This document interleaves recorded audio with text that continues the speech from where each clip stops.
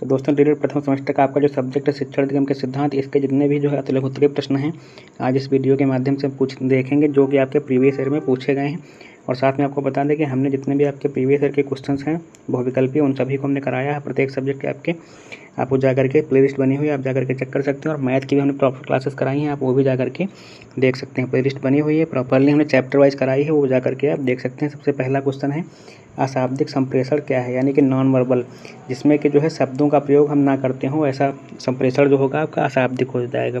जैसे कि इसमें जो है हम संकेत का प्रयोग करेंगे, चक्षु संपर्क यानी कि आँखों के माध्यम से, और मुख की मुद्राओं से, और स्पर्श संपर्क यानी कि स्पर्श आदि का प्रयोग करेंगे। ऐसा संप्रेषण जो होगा वो अशाब्दिक आपका हो जाएगा। नेक्स्ट है लघु क्षेत्रीय पर्यटन से क्या अभिप्राय है।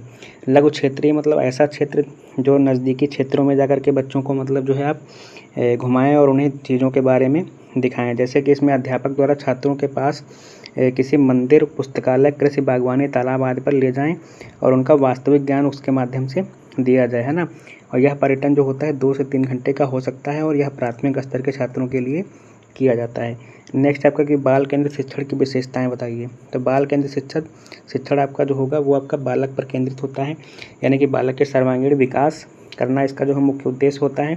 और बालक को स्वायत्तता और स्वतंत्रता इसमें रहती है, और सीखने में विद्यार्थी को जो है सक्रिय भागीदारी इसमें रहती है। और इसके माध्यम से जो चार दीवारी यानी कि विद्यालय के बाहर भी सीखने तथा बहुविध अनुभव सम्मिलित होते हैं। नेक्स्ट आपका है कि दृष्टांत कौशल क्या है। तो दृष्टांत कौशल जो होता है एक प्रकार का साक्ष्य है, जो दृष्टांतों को चुनने और उन्हें प्रदर्शित करने की एक कला। इसके द्वारा जो शिक्षक अमूर्त तथ्यों, भावों, संप्रतियों, विचारों को सरल बनाकर छात्रों के सामने प्रस्तुत करता है। नेक्स्ट आपका कि श्यामपट्ट कौशल के घटकों के नाम लिखे। तो श्यामपट्ट कौशल में आपके श्यामपट्ट के कार्य की स्पष्टता हो जाएगी, है ना, और श्यामपट्ट कार्य की स्वच्छता हो जाएगी, श्यामपट्ट की उपयुक्तता, जैसे कई सारे घटक आप लिख सकते हैं। नेक्स्ट आपका क्या अपेक्षित अधिगम स्तर का शाब्दिक अर्थ बताइए। अपेक्षित यानी कि जितना आपसे उम्मीद की जा सके, या फिर आशा या उम्मीद हो या अपेक्षा की जाए, है ना। और अधिगम का आपको पता है कि सीखना या ज्ञान, समझ या मूल्य कौशल जैसे कई सारे इसके अर्थ होते हैं। और स्तर का मतलब है उपलब्धि या फिर संप्राप्ति का स्तर, है ना। तो इसका अर्थ हो जाएगा कि शाब्दिक अर्थ के अनुसार प्रत्येक कक्षा व विषय के लिए निर्धारित दक्षताओं या अपेक्षाओं को प्रत्येक छात्र निश्चित समय में प्राप्त कर ले। यानी कि जितनी अपेक्षा की जाती है उतना अगर छात्र प्राप्त कर लेता है तो उसे अपेक्षित अधिगम स्तर उसी को कहा जाएगा आपका। नेक्स्ट है मिनी टूल किट के कुछ उपकरण लिखिए। तो इसमें जो है आपका प्लास हो गया, पेचकस हो गया, साइकिल रिंच हो गया, चिमटी, तार होल्डर, हथौड़ी हो गई, है ना, छोटी आरी, इस प्रकार से कई सारे शिकंजे वगैरह कई सारे उपकरण इसके होते हैं, आप लिख सकते हैं। नेक्स्ट है पुनर्बलन कितने प्रकार का होता है। तो पुनर्बलन आपका जो है 2 प्रकार का होता है बेसिकली। एक को बोलते हैं धनात्मक या फिर सकारात्मक, और नेक्स्ट जो होता है वो ऋणात्मक या फिर नकारात्मक, है ना। नेक्स्ट है फ्रॉबेल के अनुसार शिक्षण सूत्र क्या है। तो फ्रॉबेल के अनुसार जो है शिक्षण का उद्देश्य होता है अधिक से अधिक पाना, ना कि अधिक से अधिक खोना। यानी कि अधिक से अधिक जो है चीज़ों को आप ग्रहण करें, ना कि खोएं। और शिक्षण सूत्र बच्चों को अधिक से अधिक ग्रहण करने के योग्य बनाते हैं, इनका कहना है। नेक्स्ट है क्रियापरक शिक्षण किस सिद्धांत पर आधारित है। तो क्रियापरक जो होता है विधि आत्म स्वतंत्रता के सिद्धांत पर आधारित है। नेक्स्ट है किन्हीं 2 नवीन शिक्षण विधियों के नाम बताइए। तो नवीन शिक्षण विधियाँ आपकी जैसे आपकी खेल विधि हो गई और प्रयोग प्रदर्शन विधि जो है ये आपकी नवीन विधियाँ हैं। नेक्स्ट है शिक्षण अधिगम सामग्री के निर्माण में क्या सावधानी रखनी चाहिए। तो इसमें जो है आपकी शिक्षण अधिगम सामग्री में निम्नलिखित सावधानियों को ध्यान में रख सकते हैं, जैसे कि उद्देश्य की पूर्ति के बारे में, लागत मूल्य क्या होगा उसका, है ना, आकार कैसा होना चाहिए, और प्रमुख बिंदुओं का प्रदर्शन कैसा होना चाहिए, ये सब सावधानी रखनी चाहिए। नेक्स्ट है शैक्षिक उद्देश्यों को प्रमुखता किन 3 पक्षों में बांटा जाता है। तो शैक्षिक उद्देश्य जो है आपका ज्ञानात्मक पक्ष, भावात्मक पक्ष और मनोज्ञानात्मक पक्ष में जो है बांटा गया है। नेक्स्ट है न्यूनतम अधिगम स्तर की आवश्यकता के लिए जिम्मेदार किन्हीं 2 कारणों को उल्लेख कीजिए। तो न्यूनतम अधिगम स्तर आपने वो पहले पढ़ा है, ये क्या होता है। तो इसके आवश्यकता के जिम्मेदार कारण जो हैं आपके, ये हो जाएगा अपव्यय में अवरोधन। यानी कि बच्चा अगर जो है अपव्यय और अवरोधन हो रहा होगा तो इसमें जो है न्यूनतम अधिगम स्तर को वो प्राप्त नहीं कर पाएगा। और नेक्स्ट है छात्रों के स्तर में अंतर। जैसे छात्र जो होते हैं, कुछ छात्र होंगे आप कमज़ोर होंगे, कुछ पढ़ने में ज़्यादा अच्छे होंगे, तो इस प्रकार से जो कमज़ोर होंगे उतना अच्छा स्तर उनका नहीं हो पाएगा। और नेक्स्ट है शिक्षा के गिरता हुआ स्तर। अगर शिक्षा का स्तर आपका अच्छा नहीं है तब भी जो है वो न्यूनतम अधिगम स्तर जो है वो बच्चे प्राप्त नहीं कर पाएंगे। नेक्स्ट है शिक्षण में प्रश्नोत्तर प्रविधि का क्या महत्व है। तो इस प्रविधि के छात्र सक्रिय रहते हैं, है ना, ज्ञान प्राप्त करने हेतु उत्सुक रहते हैं, पाठ का विकास करने में सहायता मिलती है। इस कारण शिक्षण में प्रश्नोत्तर प्रविधि महत्वपूर्ण है। इसके और कई सारे महत्व आप अपने हिसाब से लिख सकते हैं। नेक्स्ट है बहुस्तरीय एक अच्छा शिक्षण किसे कहते हैं। तो बहुस्तरीय यानी कि बहुत सारी कक्षाएं, यानी कि दो या दो से अधिक कक्षाएं जिसमें सम्मिलित हों, है ना। जैसे कि बहुस्तरीय कक्षा शिक्षण से अप्रायः शिक्षण से, जिसमें अध्यापक दो या दो से अधिक कक्षाओं के छात्रों को एक साथ बिठाकर शिक्षण कार्य करता है। नेक्स्ट है संप्रेषण की 4 विशेषताएं बताइए। तो संप्रेषण की विशेषताओं में जो है परस्पर विचारों एवं भावनाओं का आदान प्रदान होता है, और यह जो होता है द्विवादी प्रक्रिया है ना, यानी कि आमने सामने 2 लोग होने चाहिए संप्रेषण के लिए। एक संदेश देने वाला होगा, दूसरा संदेश ग्रहण करने वाला होना चाहिए। और यह प्रक्रिया जो होती है उद्देश्यपूर्ण होती है, बिना उद्देश्य के तो आप वाद विवाद तो कोई करेंगे नहीं, है ना। और इसमें अनुभवों की भी साझेदारी होती है। इस प्रकार की कई सारी विशेषताएं होती हैं। नेक्स्ट है बाल केंद्रित शिक्षण का अर्थ क्या है। तो बाल केंद्रित शिक्षण में जो बालक को केंद्र बिंदु रखकर शिक्षा दी जाती है। नेक्स्ट शिक्षण सामग्री का वर्गीकरण कितने भागों में किया गया है। तो शिक्षण सामग्री का जो है 3 भागों में किया गया है। श्रव्य साधन हो गया आपका, दृश्य साधन हो गया, और आपके श्रव्य दृश्य साधन होता है। श्रव्य साधन में सुनने वाली चीज़ें होती हैं, दृश्य में जो है दिखने वाली चीज़ें होती हैं, श्रव्य दृश्य में सुनाई और दिखाई दोनों चीज़ें सम्मिलित होती हैं। नेक्स्ट है पुनर्बलन को परिभाषित कीजिए। तो पुनर्बलन सीखने की एक आवश्यक स्थिति है। पुनर्बलन में उन उद्दीपनों का प्रयोग करते हैं जिनके प्रस्तुतिकरण या हटाने से किसी अनुक्रिया के होने की संभावना बढ़ जाती है। बाकी अपने हिसाब से आप पुनर्बलन को परिभाषित कर सकते हैं, पता होगा। नेक्स्ट है अनुदेशन का क्या आशय है। तो अनुदेशन शिक्षण की एक ऐसी विधि है जिसमें सिखाने वाला सीखने वाले के तथ्यों का ज्ञान सीधे कराता है और सीखने वाले उसे बिना तर्क के स्वीकार करते हैं। इसमें सिखाने वाला जो होता है अधिक क्रियाशील रहता है और सीखने वाला कम क्रियाशील होते हैं। नेक्स्ट है शिक्षण के अभिप्रेरणा सिद्धांत से आप क्या समझते हैं। तो अभिप्रेरणा सिद्धांत यानी कि प्रत्येक बालकों में रुचि उत्पन्न करने के लिए किया जाता है ना। इस सिद्धांत का प्रयोग अगर आप देखेंगे तो रुचि उत्पन्न करने के लिए किया जाएगा ना। पहले बालकों में अगर रुचि होगी तभी वो प्रेरित होते हैं, और शिक्षक को चाहिए कि प्रेरक तत्वों तथा द्वारा अधिगम को रुचिकर बनाएं। एक बार केंद्रित होने के बाद सीखने की प्रक्रिया तीव्र हो जाएगी। अभिप्रेरणा से जो है सीखने की प्रक्रिया तेज हो जाती है। नेक्स्ट है प्रश्नीकरण कौशल के किन्हीं 2 घटकों के नाम लिखिए। तो प्रश्नीकरण कौशल में आपके प्रश्नों की संरचना हो गई, प्रस्तुतिकरण हो गया, वितरण जैसे कई सारे घटक हो सकते हैं। नेक्स्ट है एलन तथा रियान ने कितने शिक्षण कौशलों का उल्लेख किया है। तो इनके द्वारा जो है 14 भागों में विभाजित किया है शिक्षण कौशलों को। नेक्स्ट है प्रयोग प्रदर्शन विधि किस विषय के शिक्षण के लिए सर्वाधिक उपयोगी है। तो प्रयोग प्रदर्शन विधि जो होती है विज्ञान विषय के लिए सबसे ज़्यादा उपयोगी होती है, क्योंकि प्रयोग जो है हम लोग विज्ञान विषय में ही करते हैं। नेक्स्ट है अपेक्षित अधिगम स्तर को परिभाषित कीजिए।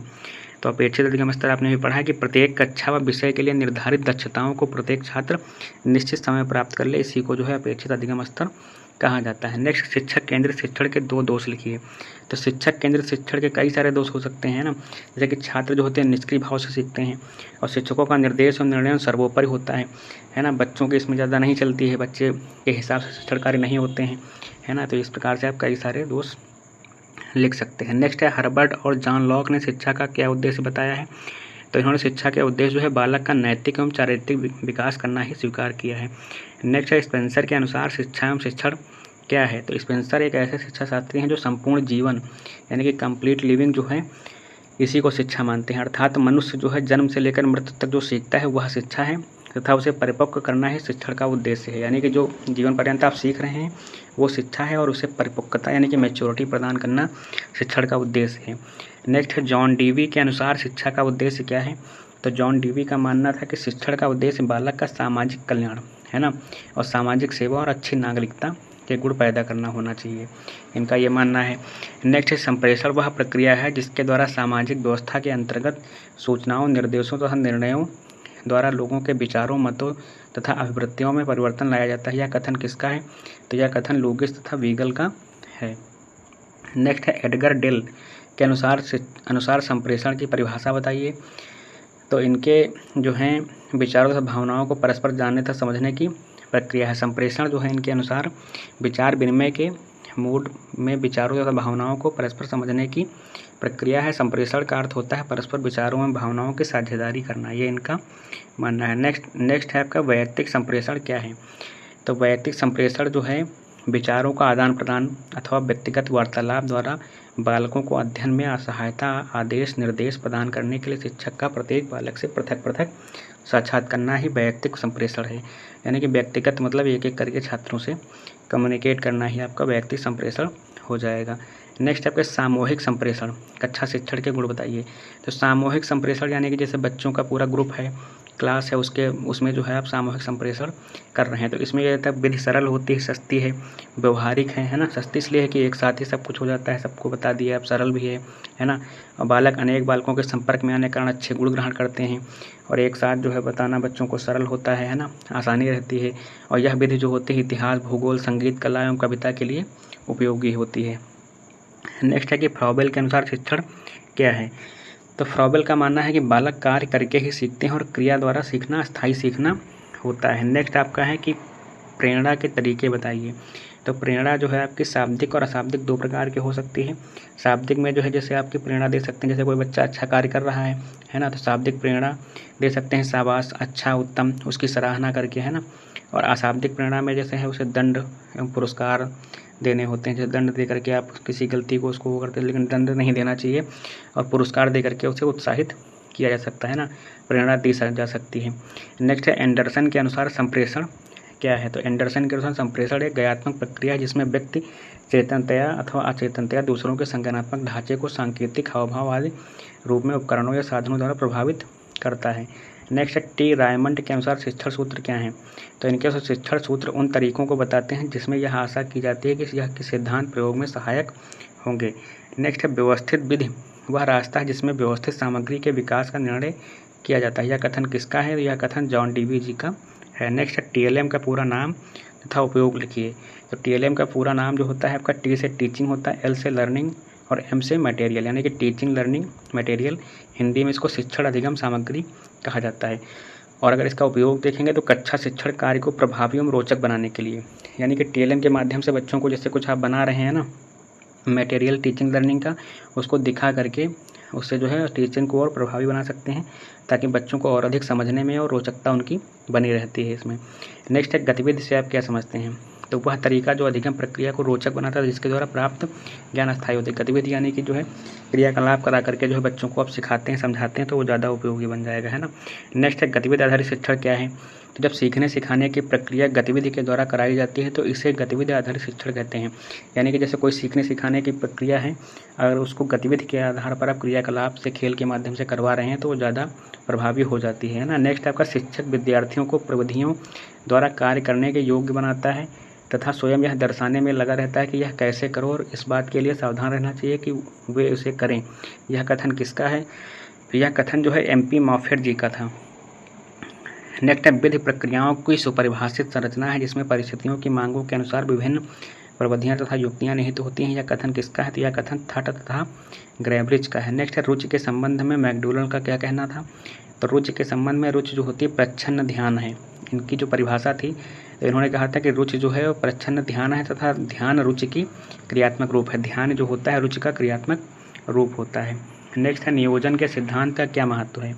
तो नियोजन यानी कि योजना बनाकर कार्य करना, यानी जैसे श्रम एवं समय की बचत होगी, शिक्षण अधिगम क्रमबद्ध होता है और शिक्षण का उद्देश्य पूरा होता है। नेक्स्ट है चयन के सिद्धांत पर रायबर्न के विचार लिखिए। तो चयन के सिद्धांत पर रायबर्न का मानना यह था कि शिक्षक के अच्छे चयन की योग्यता पर उसके कार्य की सफलता निर्भर रहती है। नेक्स्ट है आवृत्ति के सिद्धांत का मूल भाव क्या है। तो आवृत्ति यानी कि रिपीट करना, है ना, बार बार एक ही चीज़ को दोहराना।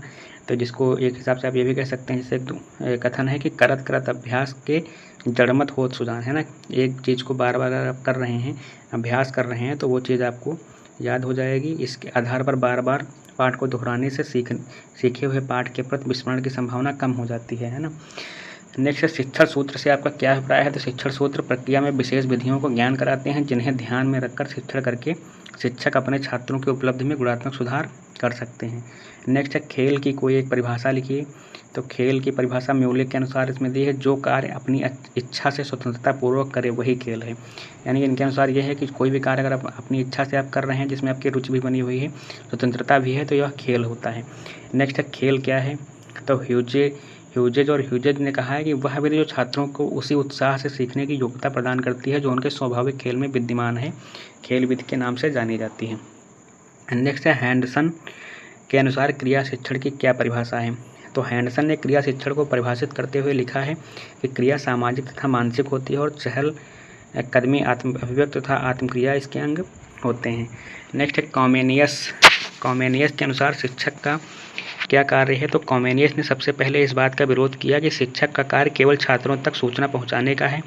उन्होंने कहा कि शिक्षा व्यवस्था ऐसी होनी चाहिए जिससे बालक को क्रिया के माध्यम से ज्ञान प्रदान किया जाए। नेक्स्ट है, यदि आप छात्र की बुद्धि का विकास करना चाहते हैं तो उस गति को विकसित करना चाहिए जिसे उसको नियंत्रित करना है। उसे बुद्धिमान तथा तार्किक बनाने के लिए बालक को स्वस्थ बनाए। यह कथन किसका है? तो यह कथन जो है रूसो जी का था। नेक्स्ट है आपका कि गुड के अनुसार निदान का क्या अर्थ है? तो गुड के अनुसार निदान का अर्थ होता है अधिगम संबंधी कठिनाइयों और कमियों को स्वरूप का निर्धारण, है ना, निदान करना या दूर करना भी कह सकते हैं। नेक्स्ट है, उस उद्यान में बालक पौधे, पाठशाला, बगीचा तथा शिक्षक माली होता है। यानी कि उद्यान में कंपेयर की गई है कि बालक जो होता है पौधे के समान होता है और बगीचा पूरा जो है एक पाठशाला की तरह होगा और शिक्षक जो होता है माली की तरह। यह कथन किसका है? तो यह कथन किंडरगार्टन जी का था, जो कि जो है आपके किंडरगार्टन विधि के जनक फ्रॉबेल हैं, है ना, उन्होंने कहा था ये। नेक्स्ट आपकी भाषा शिक्षण की दक्षताएं कौन कौन सी हैं? तो भाषा शिक्षण की दक्षताएं जो हैं आपकी, वो सुनना होता है, बोलना भी है, पढ़ना है, लिखना है, ये सारी दक्षताएं होती हैं। नेक्स्ट कार्यशाला प्रबंध से आप क्या समझते हैं या फिर क्या अभिप्राय है? तो कार्यशाला एक निश्चित विषय पर परिचर्चा का प्रायोगिक कार्य है जिसमें सभी प्रतिभागी सदस्य अपने ज्ञान, अनुभवों व कौशलों के पारस्परिक आदान प्रदान के द्वारा विषय के बारे में सोचते हैं। नेक्स्ट है, कार्यशाला का मूल सूत्र क्या है? तो इसका सूत्र जो होता है उद्देश्य प्राप्ति के लिए आपस में मिलजुल कर सहयोगात्मक भावना से कार्य करना। नेक्स्ट है, क्लार्क ने शिक्षण कौशल की परिभाषा क्या दी है? तो क्लार्क के अनुसार शिक्षण कौशल उन क्रियाओं पर आधारित है जो छात्र व्यवहार में परिवर्तन लाने के लिए नियोजित एवं क्रियान्वित किया जाए। नेक्स्ट है, एलन के शिक्षण कौशल संबंधी क्या विचार हैं? तो एलन ने शिक्षण कौशल के विषय में अपने विचार देते हुए कहा कि विभिन्न प्रतिनिधि अध्यापन कौशल की पहचान और इन छोटे छोटे कौशलों पर अध्यापक प्रशिक्षण में ध्यान व समय देने से अध्यापक केवल इन्हीं कौशलों का नहीं बल्कि साधारण शिक्षण योग्यता का भी विकास करता है। नेक्स्ट है, ब्राउन के अनुसार शिक्षण बहुपक्षीय क्रिया प्रक्रिया है जिसमें शिक्षक के द्वारा विभिन्न क्रिया प्रश्न पूछना, जिसे हो गया सुनना, हो गया छात्रों के उत्तर जानना तथा प्रतिफल देना, पुनर्बलन देना तथा अन्य क्रिया करना शामिल होता है। नेक्स्ट है, उपचारात्मक शिक्षण किस प्रकार के बालकों के लिए उपयोगी है? तो उपचारात्मक जो होता है वो शैक्षिक रूप से पिछड़े बालकों के लिए शिक्षण किया जाता है ना। नेक्स्ट है, बहुस्तरीय शिक्षण से क्या अभिप्राय है? तो बहुस्तरीय शिक्षण आप जानते हैं जिसमें 2 या 2 से अधिक शिक्षण जो है कक्षाओं को मिला करके शिक्षण किया जाता है और विभिन्न उपलब्ध स्तर वाले बच्चों को कुशलतापूर्वक पढ़ाने की योजनाबद्ध प्रक्रिया बहुस्तरीय शिक्षण कहलाती है ना। नेक्स्ट है, छात्रों की त्रुटियों का निराकरण किस प्रकार के शिक्षण के माध्यम से किया जाता है? तो ये जो है आपका उपचारात्मक शिक्षण के माध्यम से किया जाएगा। नेक्स्ट है आपका कि सूक्ष्म शिक्षण से क्या तात्पर्य है? तो सूक्ष्म शिक्षण से तात्पर्य है कि शिक्षण का लघु रूप, है ना, शिक्षण की जटिल प्रक्रिया को सरलतम ढंग से छोटे छोटे सोपानों में छात्रों के सामने प्रस्तुत करने की एक रुचिपूर्ण प्रक्रिया सूक्ष्म शिक्षण है। नेक्स्ट है, सूक्ष्म शिक्षण पद्धति के जन्मदाता, तो ये इसके जो हैं एलन थे। नेक्स्ट है, शिक्षण कौशल से आप क्या समझते हैं? तो शिक्षण कौशल वह आधार जिसमें शिक्षक शिक्षण कार्य प्रभावी एवं रोचक तरीके से संपादित करता है। नेक्स्ट है, प्रश्न कौशल के अंतर्गत प्रश्न कैसे हों? तो प्रश्न जो हैं आपके सरल व स्पष्ट होने चाहिए, प्रश्न प्रासंगिक होने चाहिए और स्तर के अनुसार होने चाहिए, जिस स्तर का आप प्रश्न बना रहे हैं जिस कक्षा के लिए, है ना, और प्रश्नों में विविधता होनी चाहिए, बोधगम्यता होनी चाहिए और क्रमबद्धता भी होनी चाहिए, इस प्रकार से होनी चाहिए। नेक्स्ट है, कोल्विन ने प्रश्नीकरण के विषय में क्या कहा है? तो इन्होंने कहा कि प्रश्न सबसे अच्छा उत्तेजक है वह और यह शिक्षक को शीघ्र उपलब्ध हो जाता है, अर्थात प्रश्न के माध्यम से छात्रों को ज्ञान आसानी से प्रदान किया जाता है तथा शिक्षक छात्रों को अधिक से अधिक ज्ञान अर्जित करने के लिए प्रेरित किया जाता है। नेक्स्ट, शिक्षण में प्रश्न का बहुत बड़ा महत्व है, यह कहना कोई अतिशयोक्त नहीं होगी। सामान्य पाठ या विशिष्ट शिक्षण में किसी शिक्षक की सफलता उसके भलीभांति प्रश्न पूछने की क्षमता पर या योग्यता पर निर्भर करते हैं। यह कथन किसका है? तो यह कथन जो है रायबर्न का था। नेक्स्ट है, रेमंड के अनुसार एक अच्छा प्रश्नकर्ता कौन है?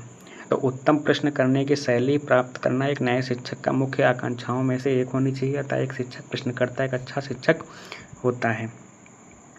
नेक्स्ट है, पारकर का प्रश्न के विषय में क्या विचार है? तो इनके अनुसार प्रश्न आदत कौशल यानी कि हैबिट स्किल लेवल के बाहर समस्त शैक्षिक क्रियाएं की एक कुंजी है।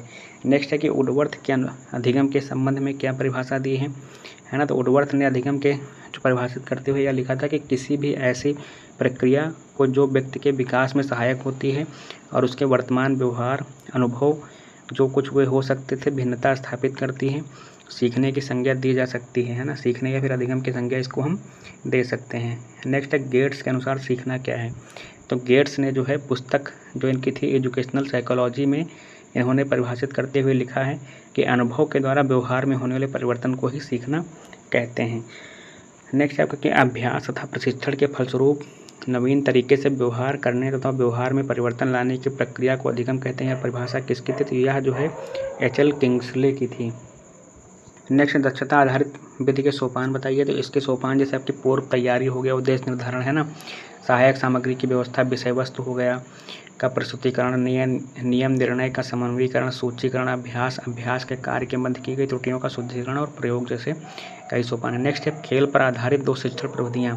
तो इस पर खेल विधि हो गई आपकी किंडरगार्टन विधि, मॉन्टेसरी विधि हो गई, प्रोजेक्ट प्रणाली जो होती है, डाल्टन प्रणाली, ये सारी जो है खेल पर आधारित है। नेक्स्ट आपका किन्हीं 2 शिक्षण सूत्रों के नाम का उल्लेख कीजिए। तो आपका विशिष्ट से सामान्य की ओर, स्थूल से सूक्ष्म की ओर, इस प्रकार से कई आप लिख सकते हैं। नेक्स्ट है शिक्षण में रुचि का सिद्धांत का क्या आशय है। शिक्षण के स्पष्ट, सुपाच्य, पठनीय एवं रुचिपूर्ण बनाने के लिए पाठ में एक आदर्श लक्ष्य निर्धारित किया जाता है। इस निर्धारित लक्ष्य के द्वारा ही आगे बढ़कर पाठ में रुचि उत्पन्न की जा सकती है। नेक्स्ट है जान गई के अनुसार श्रव्य दृश्य उपकरण का क्या है। तो समस्त श्रव्य दृश्य साधनों को शैक्षिक कार्यक्रम के उद्देश्य को प्राप्त करने के लिए सहायक सामग्री या विधियां साधन के रूप में स्वीकार किया जाना ही श्रव्य दृश्य उपकरण एवं साध्य नहीं वरन सिखाने के साधन है ना। नेक्स्ट है मैकनॉन तथा रॉबर्ट्स के ने श्रव्य दृश्य सामग्री के विषय में क्या कहा है। तो श्रव्य दृश्य सामग्री ऐसे सहायक साधन है जिनके द्वारा शिक्षक एक से अधिक ज्ञानेंद्रियों का दोहन कर संकल्पनाओं को स्पष्ट स्थापित तथा उनमें से सहसंबंध स्थापित करने का प्रयास करता है। नेक्स्ट है ज्ञात से अज्ञात की ओर शिक्षण सूत्र किस तथ्य पर आधारित है।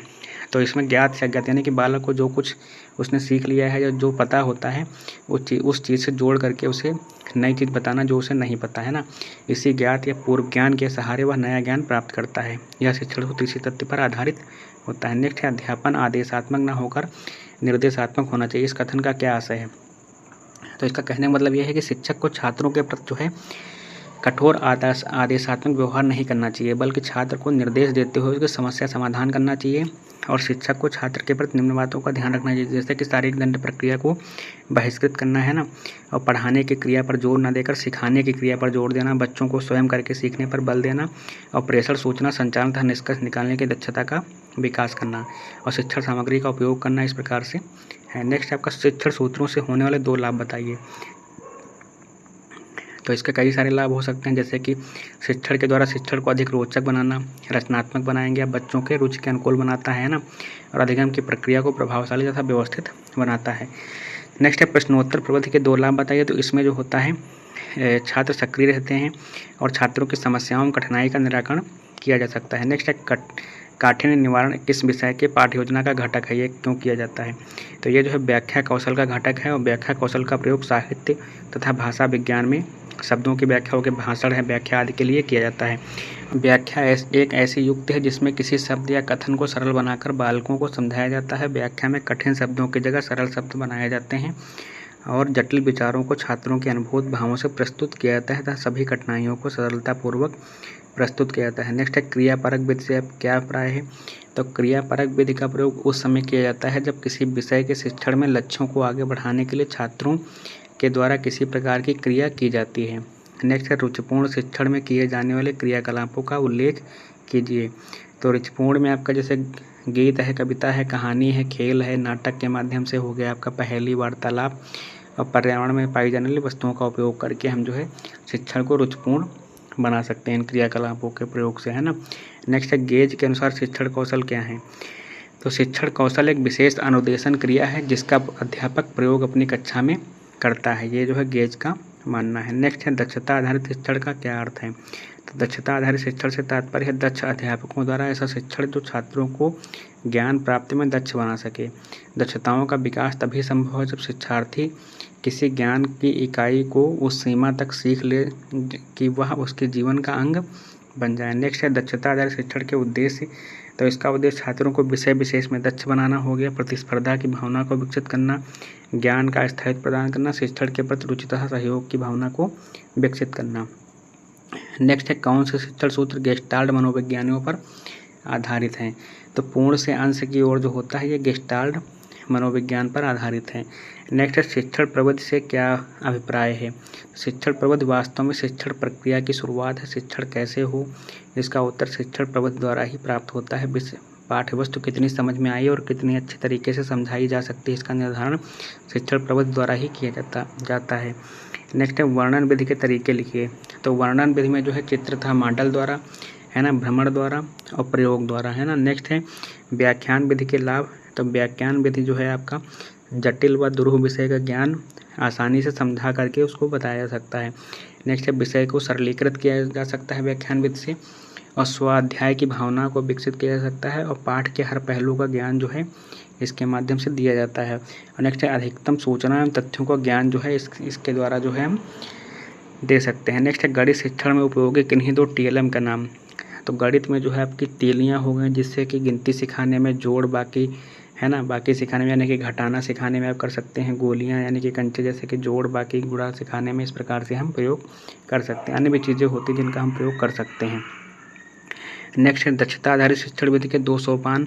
तो इसमें पूर्व तैयारी यानी कि उद्देश्य निर्धारण हो गया, सहायक सामग्री की व्यवस्था, विषय वस्तु के प्रस्तुतिकरण, नियम निर्धारण, समन्वयीकरण जैसे सोपान है। नेक्स्ट है उत्तम शिक्षण अधिगम सामग्री की 2 विशेषताएं लिखिए। तो बिना लागत के प्राप्त सामग्री, है ना, और अल्प लागत की सामग्री हो गई। एक से अधिक विषयों में प्रयोग होने वाली ऐसी सामग्री होगी, और एक से अधिक पाठों में प्रयोग होने वाली जो एक सामग्री जो होगी उसको जो है उत्तम शिक्षण अधिगम सामग्री हम कह सकते हैं। नेक्स्ट शिक्षण अधिगम सामग्री को कितने भागों में वर्गीकृत किया गया है। तो शिक्षण अधिगम सामग्री जो आपकी दृश्य सामग्री, श्रव्य हो गई, और दृश्य श्रव्य सामग्री में वर्गीकृत किया गया है। नेक्स्ट शिक्षण के संज्ञानात्मक क्षेत्र के बालक के किन क्रियाओं से संबंध होता है। तो बालक के जैविकीय परिपक्वता, वातावरण से सार्थक क्रियाएं, अंतःक्रिया द्वारा ग्रहण करना, संतुलन जैसी क्रियाओं से संबंध होता है। नेक्स्ट है पुनर्बलन कौशल से क्या अभिप्राय है। तो पुनर्बलन शब्द अधिगम के मनोविज्ञान से लिया गया है ना। पुनर्बलन के अंतर्गत वे सभी क्रियाएं तथा तथ्य आ जाते हैं जिनसे विवश होकर छात्रों को क्रियाएं करनी पड़ती हैं। अध्यापक का आदेश, स्वयं की इच्छा, बड़ों का सम्मान, सामाजिक मर्यादा से प्रभावित होकर जो कार्य किए जाते हैं वे सभी पुनर्बलन के अंतर्गत आते हैं। और पुनर्बलन आनंदवादी सिद्धांत पर आधारित, जिसके द्वारा अंतर्गत व्यक्ति वांछित व्यवहार को दोहराता है तथा अवांछित व्यवहार को दूर करता है। अतः पुनर्बलन सीखने की एक आवश्यक स्थिति है। पुनर्बलन में उन उद्दीपनों को प्रयोग करते हैं जिनके प्रस्तुतिकरण से अथवा हटाने से किसी अनुक्रिया के होने की संभावना बढ़ जाती है। नेक्स्ट शिक्षण का आगमन विधि से क्या अभिप्राय है। तो आगमन मस्तिष्क के एक विशेष क्रिया है, और यह क्रिया विशिष्ट वस्तुओं से निरीक्षण द्वारा व्यक्ति को सामान्य तथ्य की ओर ले जाती है। इस प्रक्रिया में संवेदना, प्रत्यक्षीकरण, तर्क, निर्णय, सामान्यीकरण की आवश्यकता पड़ती है। संवेदना और प्रत्यक्षीकरण के द्वारा विशिष्ट वस्तुओं का निरीक्षण किया जाता है, और निरीक्षण करने के पश्चात तर्क के आधार पर हम किसी निर्णय पर पहुंचते हैं, और यदि वह निर्णय हमें उपयुक्त लगता है तो इसी को हम एक सामान्य नियम बनाकर स्वीकार कर लेते हैं। इसी को सामान्यीकरण कहते हैं। नेक्स्ट बहुस्तरीय कक्षा शिक्षण किसे कहते हैं। तो बहुस्तरीय आप पहले पढ़ चुके हैं कि इसमें जो है 2 या 2 से अधिक कक्षाओं के छात्रों को एक साथ बैठा करके जो है उनकी रुचियों, भिन्नता, उपलब्धि के आधार पर जो है शिक्षण कार्य को करना ही बहुस्तरीय शिक्षण कहलाता है। नेक्स्ट शिक्षण के किन्हीं 2 उद्देश्यों को लिखिए। तो उद्देश्य आपके सामान्य उद्देश्य के अंतर्गत जैसे कि बालक को उसके जीवन से संबंधित उपयोगी ज्ञान प्रदान करना। शिक्षण का उद्देश्य बालकों को सीखने के लिए प्रेरित करना, और छात्रों को प्रेरित न होने पर शिक्षण अधिगम उपयुक्त नहीं होगा। नेक्स्ट है विशिष्ट उद्देश्य। अगर देखेंगे तो विशिष्ट उद्देश्य वे उद्देश्य होते हैं जिन्हें अध्यापक कक्षा में निश्चित समय तथा निश्चित बच्चों को निश्चित ज्ञान प्रदान करता है। अर्थात शिक्षक द्वारा 30 मिनट के कालांश में छात्रों को जो विषय संबंधित ज्ञान प्रदान किया जाता है, जो विषय होता है उससे संबंधित ज्ञान प्रदान किया जाएगा। जैसे कि शिक्षक महात्मा गांधी का पाठ अगर पढ़ा रहा है तो महात्मा गांधी के बारे में विशिष्ट जानकारी दे रहा है, इसी को विशिष्ट उद्देश्य कहेंगे, है ना। नेक्स्ट आपका कि संप्रेषण के प्रमुख घटकों का नाम उल्लेख कीजिए। तो संप्रेषण में आपका प्रेषक होता है एक, जो संदेश भेजेगा या संदेश नहीं, या मान लो कम्युनिकेट कर रहा है। दूसरा संदेश होता है आपका ग्राही, तीसरा होता है यानी ग्रहण करने वाला जो व्यक्ति होगा वो ग्राही कहलाएगा। नेक्स्ट सूक्ष्म शिक्षण से क्या तात्पर्य। सूक्ष्म शिक्षण से अभिप्राय शिक्षण प्रक्रिया के उस सरलीकृत लघु रूप से है जिसे थोड़े छात्रों वाली कक्षा के लिए अल्प समय में संपन्न किया जाता है। नेक्स्ट शिक्षण के 2 उद्देश्य। तो मानसिक क्षमता का विकास, क्रियाशीलता का विकास, है ना। नेक्स्ट है वैयक्तिक संप्रेषण के 2 लाभ। तो ज्ञान प्राप्त होगा, सही भाषा तथा सही उच्चारण जो है इससे हो जाता है। नेक्स्ट शिक्षण के 2 प्रमुख शिक्षण सूत्रों का उल्लेख। तो सरल से जटिल की ओर, ज्ञात से अज्ञात की ओर, इस प्रकार से लिख सकते हैं आप। नेक्स्ट है अन्वेषण विधि का अर्थ स्पष्ट कीजिए। तो अन्वेषण प्रविधि का तात्पर्य शिक्षण की उस प्रवृत्ति से है जिसमें बालकों की खोज करने वाले की स्थिति में रखकर बिना किसी विशेष निर्देशन के उन्हें स्वयं खोज या नवीन ज्ञान अर्जित करने का अवसर दिया जाता है। नेक्स्ट है विज्ञान शिक्षण में सर्वाधिक उपयोगी शिक्षण विधि कौन सी है? तो प्रयोग विधि से जो है विज्ञान शिक्षण को सर्वाधिक उपयोगी बनाया जा सकता है। नेक्स्ट है आपका कि रुचिपूर्ण शिक्षण का प्रमुख उद्देश्य क्या है? तो रुचिपूर्ण रटने के बजाय सिखाने पर बल देता है। बालक के व्यक्तित्व का विकास इससे होता है। सीखने का आनंदमयी बनाना होता है। हास्य व अवरोध को रोकना होता है। नेक्स्ट है पाठ प्रस्तावना कौशल का क्या उद्देश्य है?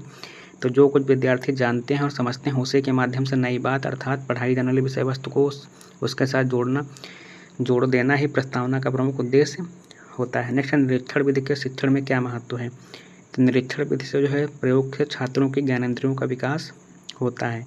नेक्स्ट बहुउद्देशीय शिक्षण अधिगम सामग्री किसे कहते हैं? तो ऐसी शिक्षण सामग्री जो अनेक उद्देश्यों की पूर्ति करती है उसे बहुउद्देशीय शिक्षण सामग्री कहेंगे, है ना। जैसे कि चार्ट हो गया, ग्राफ हो गया, मानचित्र हो गया। इसका प्रयोग जो है छात्रों को रंग भरने, कला बनाने आदि कई आकार देने में ज्ञान में इस प्रकार से प्रयोग कर सकते हैं। नेक्स्ट शिक्षण के अंतर्गत वर्णन विधि में किन किन बातों का ध्यान रखना चाहिए? तो वर्णन विधि में जो है आपका वर्णन विषय वस्तु पर आधारित हो, है ना। भाषा शैली सरल स्पष्ट होनी चाहिए। वर्णन करते समय छात्रों के बौद्धिक स्तर का ध्यान अवश्य रखना चाहिए। नेक्स्ट शिक्षण में स्पष्टीकरण विधि के कोई 2 लाभ लिखिए। तो क्रमबद्धता तथा तार्किकता और प्रत्येक पहलू पर तथा बिंदु पर ज्ञान होता है। नेक्स्ट रुचिपूर्ण शिक्षण की कोई 3 विशेषताएं लिखिए। तो इसमें जो करके सीखने की विधि को रुचिपूर्ण तरीका अपनाना है ना, आनंदमय शिक्षण की पद्धति को अपनाना, बालक में अंतर्निहित शक्तियों का सर्वांगीण विकास करना। नेक्स्ट अपेक्षित अधिगम स्तर का निर्धारण क्यों किया जाता है? तो इसका निर्धारण इसलिए किया जाता है ताकि विविध छात्रों के उपलब्ध स्तर की विषमताओं को दूर किया जा सके और छात्रों में समान शैक्षिक गुणवत्ता की प्राप्ति सुनिश्चित करना, है ना। और शिक्षकों को शिक्षण अधिगम के उपयुक्त विधि के चयन में सहायता करना।